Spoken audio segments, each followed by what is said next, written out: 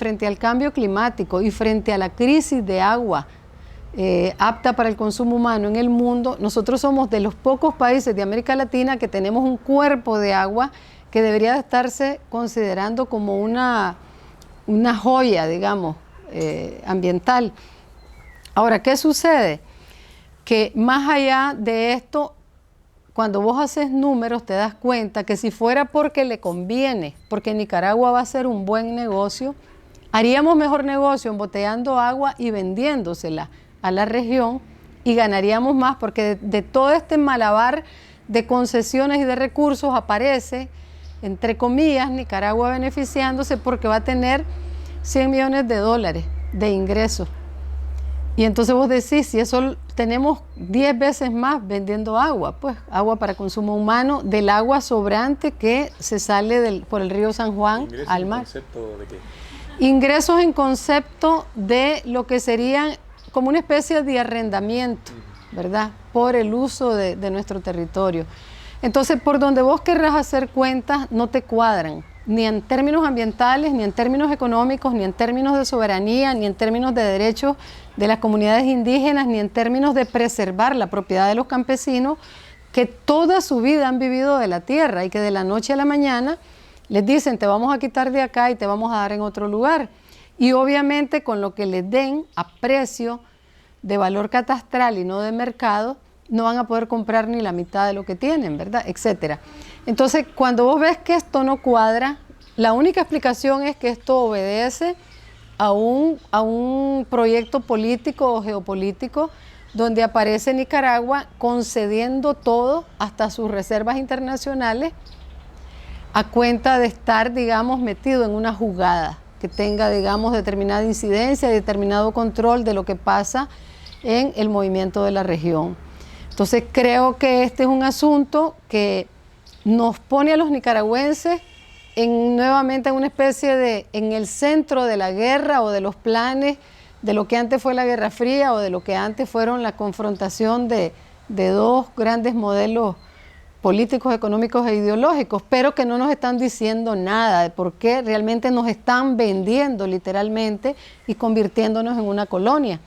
Y esto, digamos, nos está llevando a que hayan unas nuevas formas de lucha, formas de resistencia, donde las personas que estamos entendiendo o pretendiendo entender, discutimos, trabajamos e incidimos en lo que, en la medida de nuestras posibilidades, sin acceso a los medios masivos de comunicación, porque además los controla el gobierno. De hecho, tienen el 90% de los canales de televisión, el 80% de las radios, uno de los dos periódicos que existe, ¿verdad? Y la amenaza de controlarnos Internet, porque ya hay un anteproyecto de ley para censurarte en las redes sociales. Entonces vos decís, bueno, pero ¿qué clase de país es el que quieren fabricarnos con todo esto? Y yo creo que el gobierno está tratando de actuar aceleradamente en alianza con el sector empresarial grande, porque en este país lo que funciona es el chantaje, ¿verdad? Si no estás conmigo, te cae el reparo fiscal, te cerramos la empresa y tenés un sector empresarial grande parasitario, como lo fue en la época de Somoza, como lo fue en la época de Alemán, y ahorita es el mismo esquema. Y nosotros sentimos que estamos en medio de un conflicto que tiene grandes dimensiones para la región, que puede sentar un precedente de grandes masacres para los campesinos. La represión que se está haciendo es muy fuerte, la censura es muy fuerte, que nos van a dejar sin agua, y este es un país que debe saberse que ya está usando sus aguas subterráneas y que no se está haciendo la recarga del acuífero. Pero tenemos nuestros ríos contaminados y nuestros lagos contaminados, excepto el Cocibolca. Y por otro lado tenemos la pérdida casi total de la capa forestal. Entonces nosotros hemos ido perdiendo ríos, hemos ido perdiendo manantiales, porque estamos acabando con los bosques del país. Y son estos mismos grupos económicos que están dentro del canal los que están acabando con Bozaguá, con Indio Maíz y exportando la madera. Entonces hay un proceso de desertificación de Nicaragua que es lo que justifica que conservemos el Cocibolca, porque nos vamos a quedar sin agua para tomar, para todos los proyectos que hay que llevar.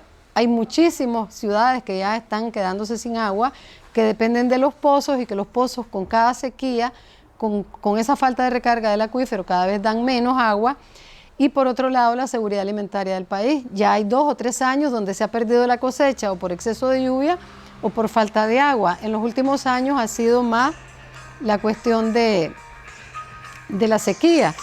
Entonces nosotros diríamos que con mucha más razón se trata de que pudiéramos poder hacer una concienciación a nivel nacional, a nivel centroamericano y a nivel internacional, que haga entender a Daniel Ortega y a los que toman las decisiones en este país, pero fundamentalmente a él y a su familia, que no se puede destruir Nicaragua a cuenta de los intereses geopolíticos de los rusos o de los chinos, que no se puede destruir el lago Cocibolca a cuenta de volvernos cada vez más miserables en el acceso al agua potable y que no se puede despojar a los campesinos porque la historia se repite. Pues en Nicaragua estamos cansados de las guerras, estamos cansados de los despojos y tenemos derecho a vivir con algún estándar, con alguna calidad de vida, con algunos derechos humanos y a dejar de estar siendo agredidos por los supuestos gobiernos, en este caso revolucionarios,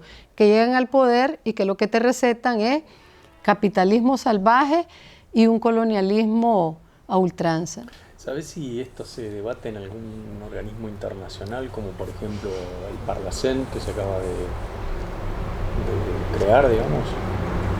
Mira, el Parlacén realmente es una réplica de los gobiernos y es una entidad que podría desaparecer y nadie se entera, pues. Creo que nos ahorrarían unos cuantos impuestos, no sirve para nada el Parlacén, no debate nada, ni siquiera los problemas migratorios.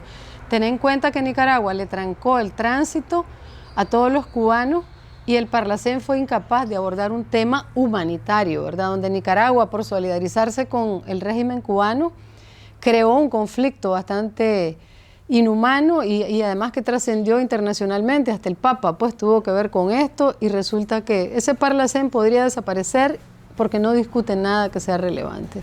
¿Y hasta dónde te parece que este conflicto podría escalar, digamos? Si de un lado está el ejército y del otro lado los campesinos que no se quieren ir, ¿hasta dónde te parece que esto podría llegar? Mira, yo creo que las acciones de resistencia de los campesinos van a ser muy fuertes.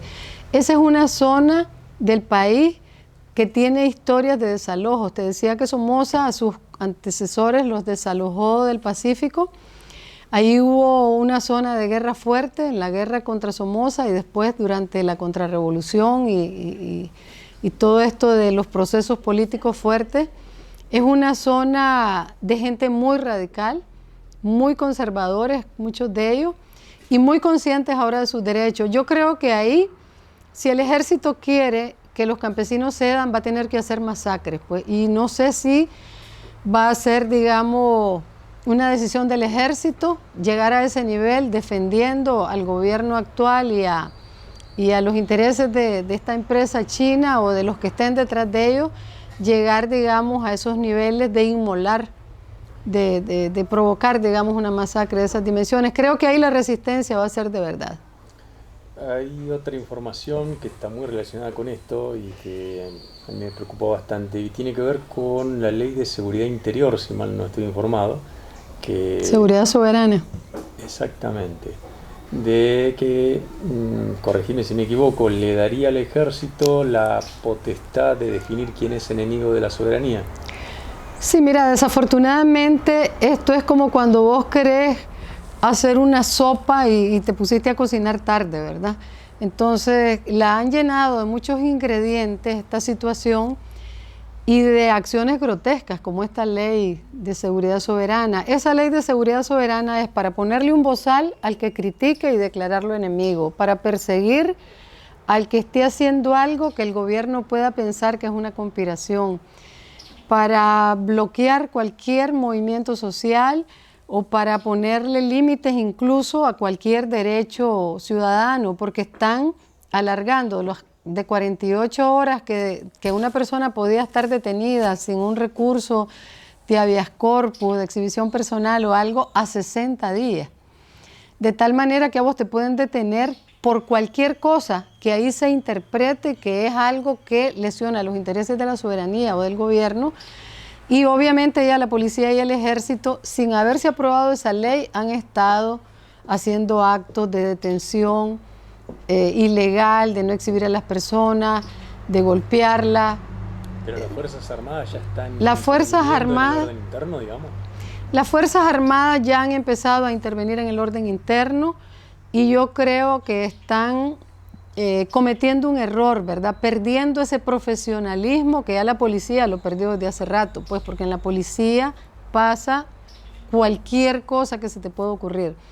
Pero el ejército está en ese proceso. Ojalá el ejército reflexione, ¿verdad? Y no siga por ahí.